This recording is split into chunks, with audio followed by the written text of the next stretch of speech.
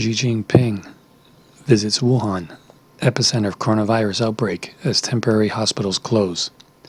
China's president visited the center of the global coronavirus outbreak in Wuhan on Tuesday, as Italy began a sweeping nationwide travel ban and people worldwide brace for the possibility of recession. For most people, the new coronavirus causes only mild or moderate symptoms, such as fever and cough. For some, especially older adults and people with existing health problems, it can cause more severe illness, including pneumonia. The World Health Organization says people with mild illness recover in about 2 weeks, while severe cases may last 3 to 6 weeks. In mainland China, where the outbreak emerged in December, almost 3/4 of its more than 80,000 patients have recovered. President Xi Jinping's trip to the coronavirus's epicenter of Wuhan, his first since the start of the outbreak, came as the country recorded just 19 new cases of the virus Tuesday. State media reported he would inspect virus prevention and control efforts and visit medical workers, patients, and others on the front lines of the virus fight. The visit also was likely to be seen as an attempt to bolster views of the ruling Communist Party's handling of the crisis. Xi was conspicuously absent from the public eye during the early days of the outbreak, and alarms were not sounded until late January. Wuhan and nearby cities have been blocked under lockdown since then, though in a virus containment measure. Yin Yang, the party's secretary of Hubei province, where Wuhan is located, told local officials that preparations should be made for resuming business production and the safe and orderly movement of individuals, according to a notice published on Hubei's government website. Already there are signs that the lockdown is loosening. Jingzhou, a city in Hubei, has ordered roads and village entrances to low-risk areas to be reopened to restore agricultural production. China has now closed all temporary hospitals in the central city of Wuhan, a news website backed by the Shanghai government, the paper said on its official Twitter account on Tuesday. The edge toward normalcy in China and improving reports from South Korea, where new infections continue to dip, contrasted with a widening problem elsewhere in the world. Nowhere was that more evident than Italy, where travel restrictions previously limited to the country's north were extended everywhere beginning Tuesday, with soldiers and police enforcing bans. "We're only at the beginning," said Dr. Massimo Galli, head of infectious disease at Sacco Hospital in Milan, where people at the city's main train station were required to sign forms certifying the necessity of their travel. Here's a look at what's happening in Canada, the US, and some of the hard-hit regions around the world. A flight carrying Canadians who were aboard the Grand Princess cruise ship landed at CFB Trenton early Tuesday morning. The chartered plane, which departed from California, ferried the Canadian travelers to Ontario, where they will complete a 14-day quarantine period. Speaking after the plane landed in Canada on Tuesday, Foreign Affairs Minister François-Philippe Champagne said 228 people were on the flight. He said a limited number of people who had other medical conditions that are not related to COVID-19 will stay behind to be treated in California. Champagne said that there are also some Canadian crew who were on the Grand Princess who tested positive for COVID-19 and will stay in the U.S. for treatment. He did not specify how many Canadians tested positive. Officials had previously said there were 237 Canadians among the 3,500 passengers and crew on board the Princess cruise ship, the Grand Princess cruise ship. The repatriated travelers arrived a day after Canada reported its first COVID-19 related death. A man in his 80s who lived at a long-term care facility in BC died on Monday, provincial health officials said. Ontario health officials announced on Tuesday a new case of the novel coronavirus, a man in his 40s who had traveled to Switzerland. As of 11 a.m. Eastern on Tuesday, 80 presumptive and confirmed COVID-19 cases had been reported in Canada, including 32 cases in BC, 36 cases in Ontario, 5 in Quebec, 7 in Alberta. Dr. Theresa Tam, Canada's Chief Public Health Officer, said on Monday that the risk from the coronavirus to the general population in Canada is low, but she cautioned that the situation could change rapidly. "We are most concerned for Canada's vulnerable populations," Tam said. Health Minister Patty Hajdu said some provinces have indicated that they don't all have the supplies they might need to respond to COVID-19 cases. "We are gathering that information, and we have said all along that we will be there as a federal government to support them with the resources they need, whether those are in financial resources or practical resources." Here's what's happening in the U.S. Fear has been rising in the United States, where more than 750 people are infected, and even some top political leaders were quarantined. President Donald Trump was planning to announce proposals Tuesday aimed at curbing the economic fallout from the outbreak. He said the measures would include payroll tax relief. Trump dove into handshakes with supporters earlier in the day and flew back from a Florida fundraiser with a lawmaker who later went into a voluntary quarantine because he came into contact with someone who had tested positive for the virus.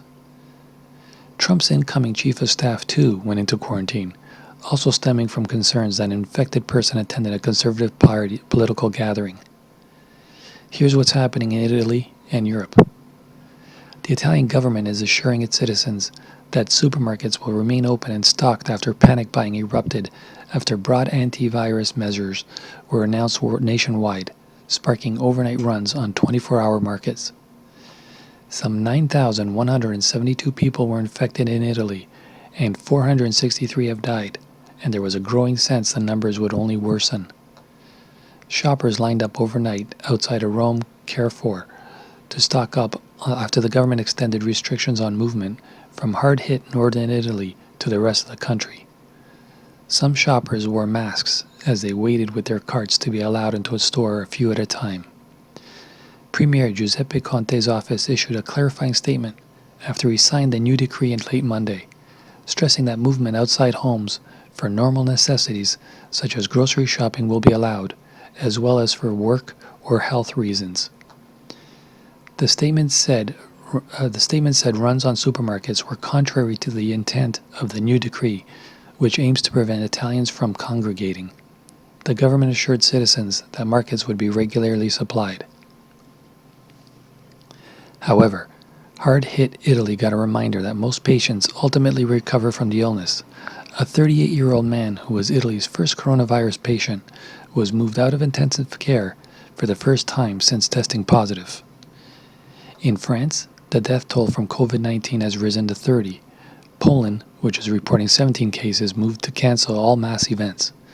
The number of people testing positive for coronavirus in the UK has risen to 373, up from 319 the day before, health officials said on Tuesday. Earlier, the health ministry said a sixth person had died in Britain after acquiring the virus. The Czech Republic, which has 40 confirmed cases, is banning all public events with more than 100 people and is closing schools in response to the novel coronavirus. Austria is introducing border checks and will deny entry to people arriving from Italy, drastically stepping up measures aimed at slowing the spread of the coronavirus, Chancellor Sebastian Kurz said on Tuesday. Here's what's happening in Iran and the Middle East. Iran said Tuesday the coronavirus has killed 54 more people, raising the death toll to 291 amid 8,042 reported cases in the Islamic Republic. Many experts fear the scope of the illness there is far wider than reported. Lebanon recorded its first death from coronavirus on Tuesday, local broadcasters said, adding that the patient had been in quarantine since returning from Egypt. The government has halted flights from non-residents for epicenters of the virus, shut schools, and warned against public gatherings as the total number of cases rose to 41 this week. Here's what's happening in South Korea and Japan. A downward trend in new coronavirus cases in South Korea raised hope on Tuesday that Asia's biggest outbreak outside China may be slowing. But officials urged vigilance with new clusters of infections emerging from a call center and a dance class. The Korea Centers for Disease Control and Prevention, KCDC, reported 35 new coronavirus cases, down from a peak of 909 on February 29th. The new figures brought the national tally to 7,513, while the death toll rose by 8 to 59. The fall in the daily tally of new infections to its lowest level in 11 days coincided with the completion of testing of most of the roughly 200,000 followers of a fringe Christian church at the center of South Korea's epidemic. Yoon Tae-ho, Director General for Public Health Policy at the Health Ministry, urged businesses to do what they could to help stem the outbreak after the discovery of 64 new cases among call center workers and their relatives. The rate of increase is declining, but there are still many new cases, Yoon told a briefing. The vast majority of South Korea's cases have been in the southeastern city of Daegu, where the church at the center of the outbreak is based, and the nearby city or province of North Gyeongsang, but alarm has been raised in the capital Seoul, with new cases there linked to the call center operated by an insurance company. Japan, which has been dealing with both domestic patients and hundreds of people who were infected while living under quarantine on a cruise ship, passed an emergency bill that allows the Prime Minister to declare a state of emergency if needed. New Jersey patient fighting coronavirus unable to talk from the illness.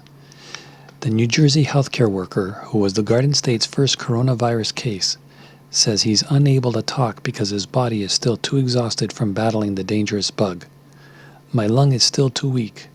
One talk could take me days to recover, James Kai, 32, told the Post on Tuesday in a text message. The Fort Lee physician's assistant spoke out the day before about how he's been getting worse since he was admitted last week to Hackensack University Medical Center. Though he has no underlying health issues, Kai said he's been struggling to beat the virus, which has come with a number of symptoms. The virus is everything, he told the outlet. Diarrhea, watery eyes, shortness of breath, chest pain, you name it, high fever. Every day is getting worse. Kai said that he believes he came down with the bug while attending a medical conference last weekend at the Westin in Times Square. He first visited an urgent care clinic, then went to the emergency room at the Hackensack Hospital, where he was still fighting the virus, according to the report. It happened so quick, Kai said, of coming down with the virus. He warned that not everyone was taking the epidemic seriously enough as the virus spread to 11 people in the Garden State. People have to take the coronavirus seriously. It's very serious. Governor Phil Murphy on Monday declared a state of emergency in the state to enable agencies and departments to utilize state resources to assist affected communities responding to and recovering from COVID-19 cases. Meanwhile, across the country, the virus has infected more than 700 people and caused at least 26 deaths. 6 common coronavirus questions answered from a Canadian perspective. The epidemic of coronavirus worldwide has surpassed 100,000 cases globally in more than 100 countries. Canada confirmed its first presumed case on January 25th, followed by more in Ontario, British Columbia, Quebec, and Alberta. The WHO declared the outbreak a public health emergency of international concern on January 30th, based on the potential for the virus to spread to countries with weaker health systems. Canadian public health officials stressed that the risk of contracting the illness in this country remains low. They've asked the general public to be vigilant and for healthcare workers to prepare to care for infected patients. Here is what we know and what we don't know about the virus. First off, what is coronavirus? Coronaviruses are a large family of viruses. They cause a range of illness ranging from the common cold to more severe diseases such as Middle East Respiratory Syndrome, MERS-CoV, and Severe Acute Respiratory Syndrome, SARS-CoV. SARS was the coronavirus that originated in China in late 2002 and which eventually killed 44 people in Canada and infected more than 400 before the outbreak in China was declared by the WHO to be under control on April 28, 2004. Where did this new coronavirus come from? The WHO's China office was first informed of cases of pneumonia with an unknown cause on December 31, 2019. The initial cases were all detected in Wuhan City. A new coronavirus was identified as a probable cause by Chinese authorities January 7. The virus that causes the illness is now known as SARS-CoV-2. The WHO reported the evidence was highly suggestive that the source was a seafood market that also sells live poultry and meat from exotic animals in Wuhan. How is it transmitted? Coronaviruses are zoonotic, meaning they originally pass from animals to human.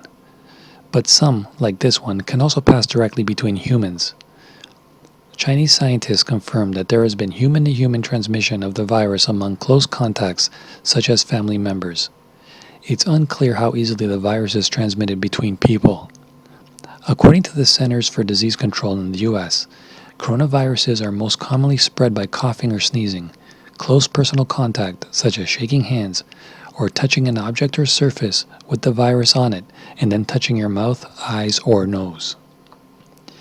What are the symptoms? The initial symptoms of the illness, called COVID-19, are mainly fever and cough, with a few reports of people having difficulty breathing and chest x-rays showing signs of pneumonia in both lungs.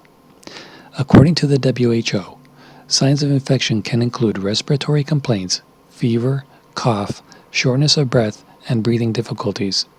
In more severe cases, infection can cause pneumonia, severe acute respiratory syndrome, kidney failure, and even death. The only way to confirm infection is with a lab test. What should Canadians do? Major problems with COVID-19 outbreaks have occurred on cruise ships since early February. On March the 9th, Canada's Chief Public Health Officer, Dr. Theresa Tam, cautioned against traveling on cruise ships. I've asked Canadians to think twice about being on cruise ships. Today, the Public Health Agency of Canada is recommending that Canadians avoid all cruise ship travel due to COVID-19, Tam said. The risk to the general population remains low, but this could change rapidly. We are most concerned for Canada's vulnerable populations. Foreign Affairs Minister François-Philippe Champagne urges Canadians to keep track of Global Affairs Canada's travel advisories, calling the current outbreak situation very fluid. The department has updated its travel advisory for China, urging Canadians to take precautions such as avoiding large crowds and high-risk areas including farms and slaughterhouses, and avoiding contact with anyone who is exhibiting symptoms of a coronavirus, such as fever, cough, or difficulty breathing. PHAC has signs at airports in Toronto, Vancouver, and Montreal advising travelers from affected areas of the world to inform border services staff of any flu-like symptoms. If so, travelers are advised to call ahead to healthcare professionals. The agency said it is important for all travelers to monitor their health for fever, cough, and difficulty breathing for 14 days when they return to Canada. What we don't know yet. COVID-19 has created alarm because there are a number of unknowns surrounding it. Since the virus is new to humans, the public health community believes that no one has existing immunity. Early on in an outbreak, not everyone who is infected seeks or needs medical attention, so officials won't have a clear picture of mild illness. Not knowing the full spectrum makes it hard to estimate the fatality rate, but public health experts say early research suggests that the novel coronavirus is less deadly than other infectious diseases. Doctors predict cases will continue to multiply, although the jump in numbers is also attributable in part to increased monitoring. While sweeping lockdowns and other measures are typical of Chinese government, large-scale quarantines are rare around the world, even in deadly epidemics. Because of concerns about infringing on people's liberties, the effectiveness of such measures is also unclear. There is no specific treatment or vaccine yet for the virus. Notable quotes. The main reason for this declaration is not because of what is happening in China, but because of what is happening in other countries. Our greatest concern is the potential for this virus to spread to countries with weaker health systems which are ill-prepared to deal with. That's WHO Director General Tedros Adhanom Ghebreyesus. Globally, we will not be able to contain the spread of this virus. We can slow it down, but we can't stop it. Dr. Alison McGreer, infectious disease consultant at Mount Sinai Hospital in Toronto, who worked on the SARS epidemic in 2003. We are on highest alert for coronavirus spread. But this isn't meant to alarm or scare people. It's to get governments to understand that they need to get ready. You have a duty to your citizens and around the world to be ready.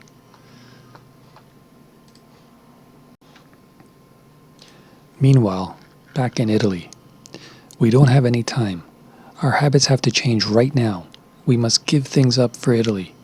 That was the warning from Prime Minister Giuseppe Conte, who last night placed his entire nation under the strictest lockdowns seen anywhere outside of China. The extraordinary move comes as the outbreak worsens across Europe, where every country now has a case of the virus. It now seems certain that the continent is heading for a recession, raising fears that the rest of the world may not be far behind it. President Trump, belatedly sensing the urgency of the situation as cases spike in the U.S., promised very drastic steps to help the economy. Questions are also swirling over whether the president himself should be tested after members of his political circle self-quarantined yesterday. As the world passes 4,000 deaths, China appears to be turning a corner. Today, President Xi Jinping visited the virus epicenter in Wuhan for the first time since the outbreak began, in a potent move intended to signal the country's strength in controlling the coronavirus. Nearly 60,000 of China's roughly 80,000 patients have recovered and been discharged from hospitals. In real terms, Italy's lockdown means a ban on all public events, the closures of schools and public spaces, the suspension of funerals, weddings, and sporting events, and movement between municipalities banned without official permission. Those seen to be breaking the measures face fines or imprisonment for 3 months. No other European country has gone to those lengths, but with confirmed cases spiking to more than 1,000 in France, Germany, and Spain, that could change fast. Spain has closed all schools in affected areas, Ireland has cancelled St. Patrick's Day parades, and the European Parliament, whose president is now self-isolating, is cancelling all non-core activities, including committee hearings, seminars, and cultural events, to avoid contamination. The UK, which has so far taken a more restrained approach, could see thousands of people contract the virus if Deputy Chief Medical Officer told Sky News. Stocks in Asia and Europe staged a modest recovery today, and U.S. futures gained more than 1,000 points a day after coronavirus fears and an oil price war sparked a worldwide markets panic. The mood among investors was helped by news of Trump's plan to propose significant relief in the form of a payroll tax cut and help for hourly workers, plus expectations of more stimulus measures everywhere. Several Republican lawmakers are under self-quarantine after coming into contact with a man later diagnosed with the virus, as U.S. infections soared to more than 700 and states continue to declare emergencies. They include a Florida congressman who traveled with Trump in his limousine and on Air Force One yesterday, and a Georgia lawmaker who was pictured shaking hands with the president on Friday. Revelations that the disease was only one step removed from the president himself underlined how its advance could put any American at risk. The drama is also focusing attention on the fact that there are the 3 men left vying for the White House, Trump, Joe Biden, and Bernie Sanders, are all in their mid to late 70s, a group with a high set of risk factors for coronavirus complications. A couple other key points. The French cultural minister has contracted the virus. Iran's supreme leader called off his annual Persian New Year speech.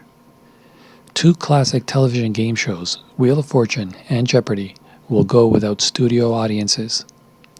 Qantas is cutting almost a quarter of all flights and says its CEO will stop taking a salary. South Korea recorded its lowest number of daily confirmed cases of the virus in weeks today. The Olympics torch lighting ceremony in Greece will be closed to the public. Rock group Pearl Jam is canceling the first leg of its Gigan tour. Today's tip: how to stay safe on a plane. It's not the cabin air you need to worry about. It's keeping your hands clean. Airport handrails, door handles, and airplane lavatory levers are notoriously dirty, but it's okay to touch those things as long as you then sanitize your hands. Another question asked, how long does it take to develop symptoms of the virus? Infected people tend to develop symptoms about 5 days after exposure, and almost always within 2 weeks, according to a study released Monday. Psychology behind why toilet paper of all things is the latest coronavirus panic buy. Masks were the first to go, then hand sanitizers. Now, coronavirus panic buyers are snatching up toilet paper. Retailers in the US and Canada have started limiting the number of toilet paper packs customers can buy in one trip. Some supermarkets in the UK are sold out. Grocery stores in Australia have hired security guards to patrol customers. An Australian newspaper went so far as printing 8 extra pages in a recent edition, emergency toilet paper, the newspaper said, should Aussies run out. Why? Toilet paper does not offer special protection against the virus. It's not considered a staple of impending emergencies like milk and bread are. So why are people buying up rolls more quickly than they can be restocked? Reason 1. People resort to extremes when they hear conflicting messages. Stephen Taylor is a clinical psychologist and author of The Psychology of Pandemics, which takes a historic look at how people behave and respond to pandemics. And compared to past pandemics, the global response to the novel coronavirus has been one of widespread panic. On the one hand, the response is understandable, but on the other hand, it's excessive. Taylor, a professor and clinical psychologist at the University of British Columbia, said, "We can prepare without panicking." The coronavirus scares people because it's new, and there's a lot about it that's still unknown. When people hear conflicting messages about the risk it poses and how seriously they should prepare for it, they tend to resort to the extreme, Taylor said. When people are told something dangerous is coming, but all you need to do is wash your hands, the action doesn't seem proportionate to the threat, he said. Special danger needs special precautions. Reason number 2. Some people are reacting to the lack of a clear direction from officials. Several countries have already imposed mass quarantines. People buying up toilet paper and other household supplies may be preparing for the same thing in their city. A psychologist and professor in the Department of Engineering and Public Policy and the Institute for Politics and Strategy at Carnegie Mellon University said, "Unless people have seen official promises that everyone will be taken care of, they are left to guess, and the probability of needing the extra toilet paper sooner rather than later. The fact that there are no official promises might increase those probabilities." Reason 3. Panic buying begets panic buying. Images of empty shelves and shopping carts piled high with supplies of inundated news reports and social feeds. People see images of panic buyers, assume there's a reason to panic, and buy up supplies too, Taylor said. People being social creatures, we look to each other for cues for what is safe and what is dangerous. And when you see someone in the store panic buying, that can cause a fear contagion effect. All those photos of empty shelves may lead people to believe that they must rush out and grab toilet paper while they still can. And what started as perceived scarcity becomes actual scarcity, Taylor said. Social media is a huge player in coronavirus fear-mongering, Taylor said. Misinformation spreads with ease, and open platforms amplify voices of panic. Reason 4.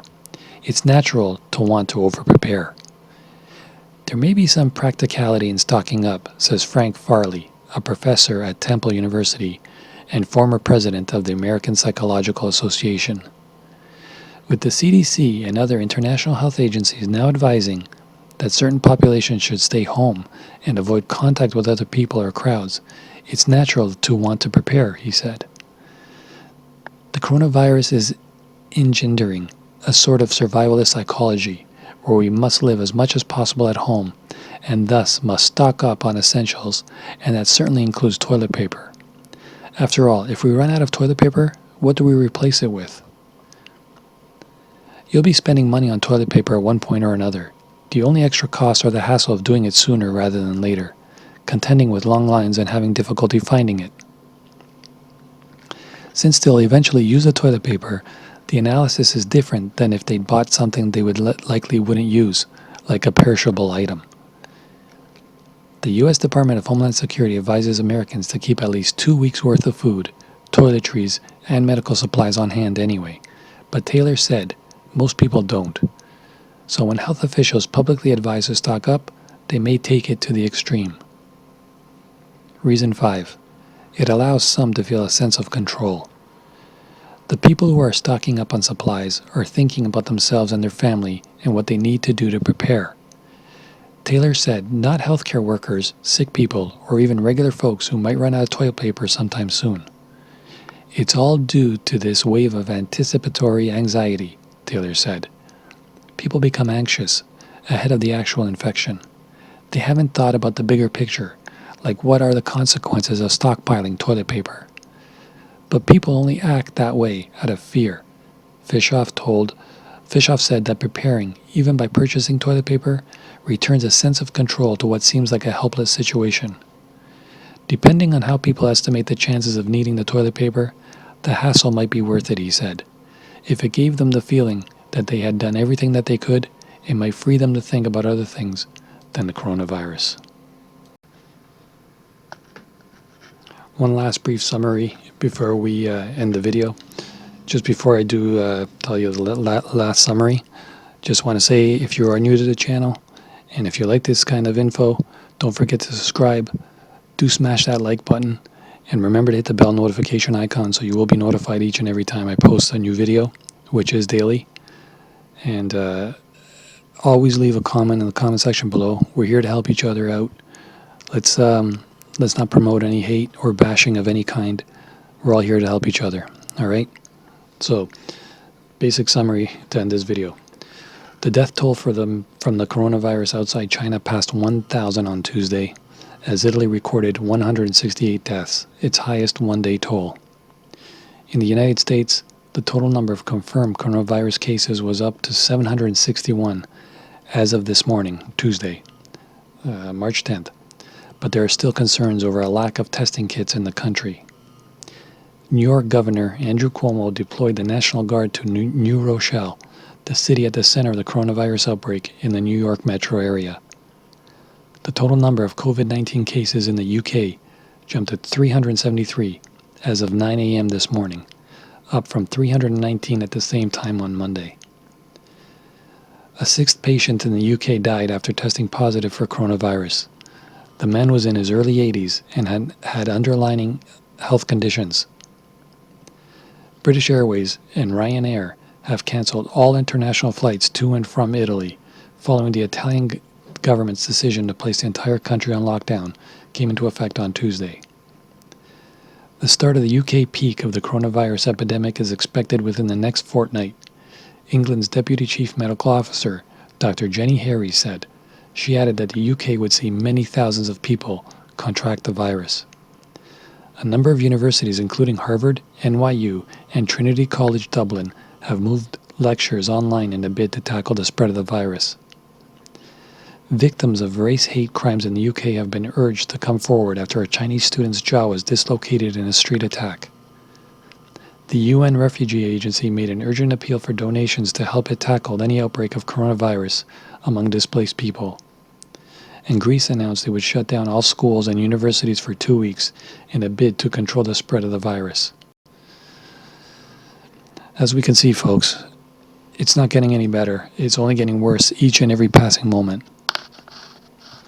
First and foremost, do what you can to keep yourself safe and your family. Remember, health first is always your main priority for you and the family.